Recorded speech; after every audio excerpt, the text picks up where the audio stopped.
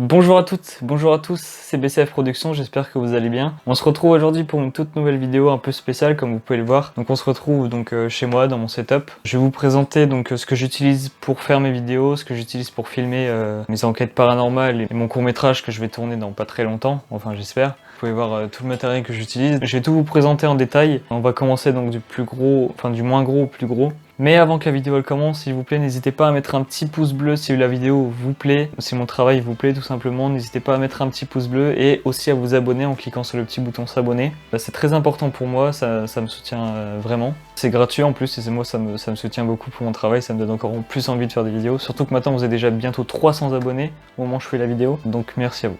Donc on va pas perdre de temps, on commence tout de suite. Donc on va commencer par ça, donc stabilisateur vidéo. C'est ce qu'on appelle une épaulière ça.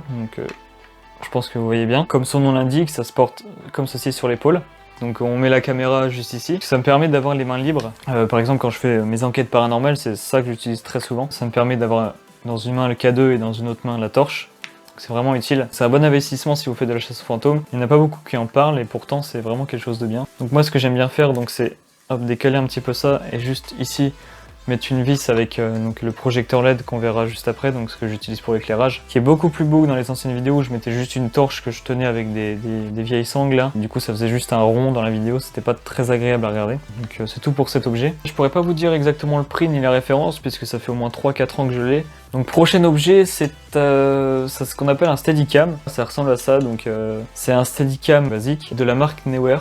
Je sais pas si vous allez voir. C'est une très bonne marque, donc juste avant je précise qu'il n'y a pas de partenariat ni rien du tout, donc c'est une très bonne marque. Des produits pour l'audiovisuel, le tournage de cinéma, tout ça. C'est une très bonne marque et ça coûte pas cher. Donc voilà, je vous conseille d'acheter là-haut, même si c'est pas un placement de produit, je le répète. Donc on pose sa caméra ici et en fait ça sert simplement à stabiliser la caméra. Parce que quand vous filmez avec votre téléphone portable et que vous courez avec, vous voyez que votre téléphone il fait ça comme ça.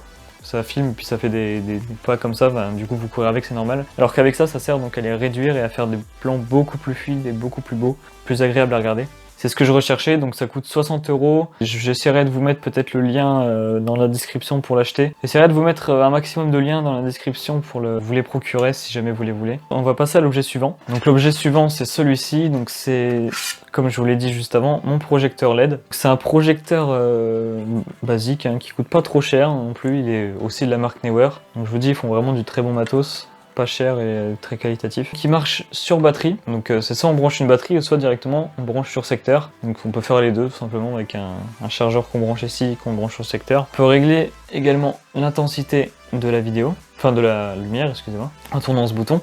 On a donc différents filtres, un filtre blanc qui adoucit un petit peu la lumière, et un filtre orange comme celui-ci pour avoir une couleur de lumière un peu plus chaude, comme la lumière du soleil ou d'autres choses comme ça. Ensuite, pour ce qui est du son, donc j'utilise ce micro-cravate que vous voyez juste là. C'est un micro-cravate de la marque Boya. Pareil, je vous mettrai peut-être la référence dans la description. Ce micro-cravate, je l'enregistre pas avec un boîtier externe comme certains le font parce que déjà ça coûte beaucoup trop cher. J'ai trouvé un moyen pour que ça revienne moins cher du coup. C'est que ce micro en fait se branche directement sur le téléphone et vous pouvez directement enregistrer avec vos dictaphones qui est de base dans le téléphone en général. Et voilà, ça vous donne ça sur Samsung. C'est un peu préparé, je pense, sur iPhone. Enfin, ça marche très bien. Voilà, c'est le son que vous entendez là actuellement. Donc, vous avez juste à me dire ce que vous en pensez dans les commentaires. Et donc, très bon micro. Donc, je voulais aussi vous montrer une petite technique de tournage que j'ai trouvé sur. C'est pas moi qui l'ai inventé, mais j'ai vu ça sur quelqu'un qui faisait ça sur YouTube. J'ai trouvé ça assez marrant et super pratique. Donc, la technique, c'est d'utiliser ceci. Donc, c'est une perche à selfie. Vous connaissez tous ça. Basique, c'est une perche à selfie mais sans le bouton là parce que ça me sert pas à grand chose. Celle-ci j'ai eu avec des équipements pour la GoPro, donc la caméra sport que j'utilise, que je vais pas vous montrer non plus puisque j'utilise plus. Donc la technique c'est d'utiliser donc une perche à selfie, d'enrouler autour de cette perche le micro-cravate comme ceci. Et juste ici, donc sur la petite vis, vous clipsez le micro-cravate. Et ensuite vous l'étendez et vous pouvez prendre le son en perche. Voilà, donc pour ceux qui veulent faire des courts-métrages ou des fictions comme ça, c'est vachement bien, ça évite de payer 200 balles pour donc 50 € de perche de micro et 150 € pour un micro qui va sur une perche, pour rien finalement, puisqu'on peut faire ça comme ça pour vraiment 30 €, ça coûte 10 € et le micro peut-être 20 €. C'est des économies à se faire et puis vu que j'ai pas beaucoup de budget, je fais avec les moyens du bord et ça marche, la preuve, donc j'ai trouvé des moyens comme ça Ensuite, pour ce qui est de la caméra, donc là j'ai fait exprès d'enregistrer avec une caméra un peu moins belle que d'habitude. Donc c'est un Sony, je ne sais plus non plus la référence pour celui-ci, c'est un Sony HD, je sais plus quoi, j'essaierai pareil de vous le mettre dans la description, j'essaie de regarder. Donc c'est la caméra que j'utilise actuellement, elle filme en 1080p 50 fps, elle a une détection du visage, tout ça, enfin les bases d'une caméra quoi, c'est une caméra à peu près 150 € je crois, mais qui fait vraiment l'affaire, voilà. Mais la caméra que j'utiliserai principalement donc pour filmer mes fictions, mon court-métrage, que j'utilise aussi pour les plans fixes de chasseurs de fantômes et pour les plans de coupe, c'est en réalité un appareil photo. Donc c'est celui-ci, c'est le Canon EOS M100, si je me trompe pas. Je vais vous montrer ça. Il ressemble à ça, donc c'est un très bon appareil photo, il est super léger, donc c'est celui-ci aussi que je mets sur le stabilisateur, je l'ai réglé pour celui-là. Donc il y a un objectif qui est fourni avec, évidemment, il fait mode photo, caméra, enfin il est vraiment pratique, il y a vraiment tout ce qu'il faut. Voilà, donc vous avez la référence juste ici sur le flash, voilà. Donc pour la photo, il y a un petit flash qui s'active comme ceci, enfin c'est vraiment un très bon appareil photo qui fait l'affaire.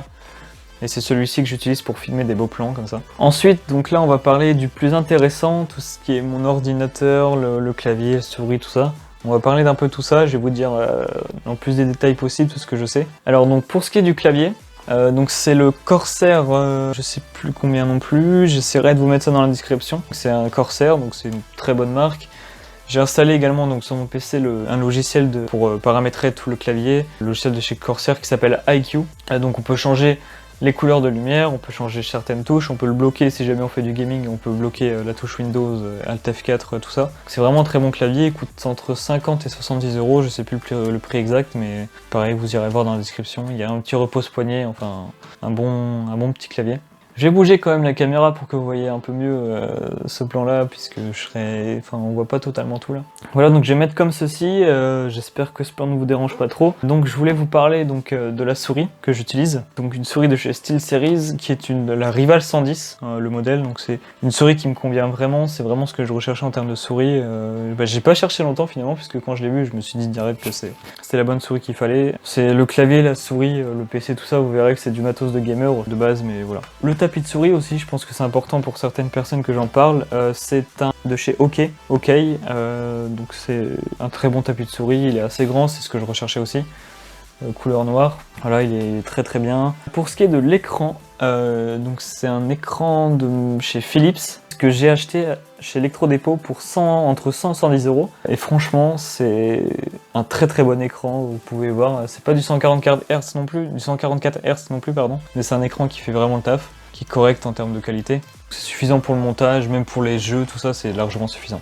Donc ensuite, on a donc, je vais vous parler donc avant de vous parler donc du PC, je vais vous parler des logiciels et tout ça que j'utilise. On a DaVinci Resolve qui me sert pour tout ce qui est montage vidéo. Donc je monte avec ce logiciel, DaVinci Resolve, la dernière version, la 16 je crois, si je me trompe pas. On a un logiciel de montage qui est gratuit, il y a une version payante, mais la version gratuite est largement suffisante, elle est très très bien, elle est très complète. Il faut un PC quand même assez puissant par contre pour l'utiliser, je vous conseille. Pour composer mes musiques, j'utilise tout simplement FL Studio 20, la version 20.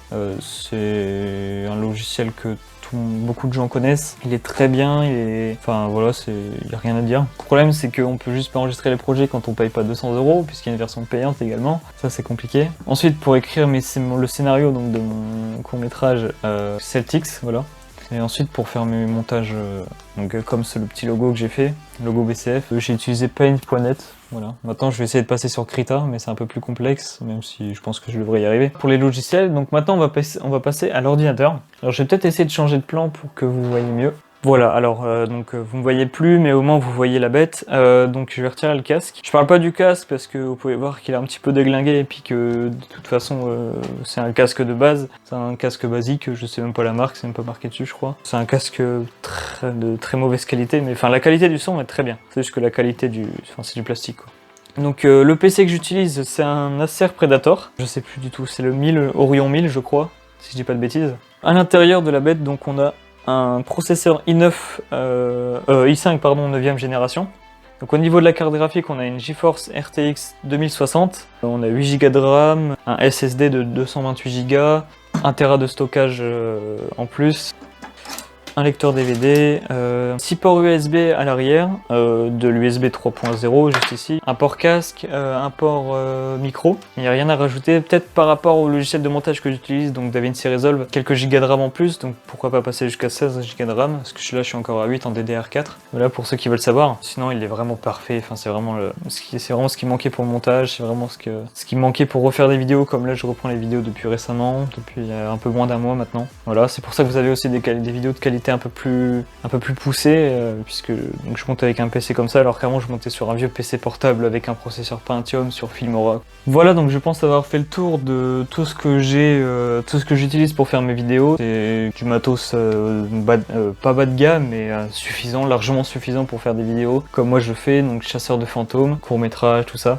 Donc justement, je voulais vous parler un petit peu du court-métrage, donc à cause du Covid-19, coronavirus, tout ça, le tournage va malheureusement être décalé. Il était censé se passer donc au niveau des vacances d'avril, mais si du coup on est toujours confiné à ces périodes-là, donc je vais devoir rallonger, donc sachant qu'après donc il y a le bac, tout ça, donc ça va être assez compliqué, mais je vais essayer de trouver donc une période correcte, une bonne période pour tourner, pour faire mon tournage et tout ça. Donc tout ce qui est casting, tout ça, donc c'est encore d'actualité.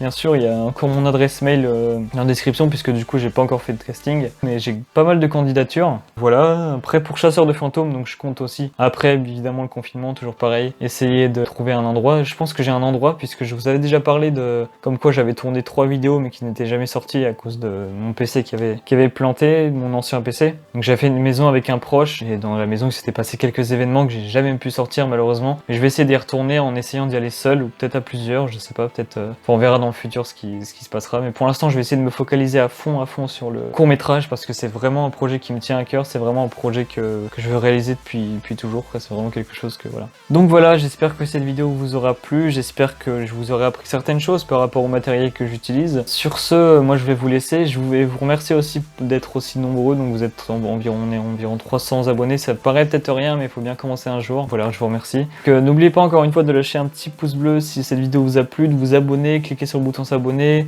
sur la cloche à côté, activez toutes les notifications pour recevoir les notifications de mes vidéos. Suivez ma page Facebook aussi qui est dans la description, mon Instagram aussi qui est également dans la description. Je vous remercie d'avoir regardé cette vidéo jusqu'au bout, moi je vous dis salut, c'était BCF Productions.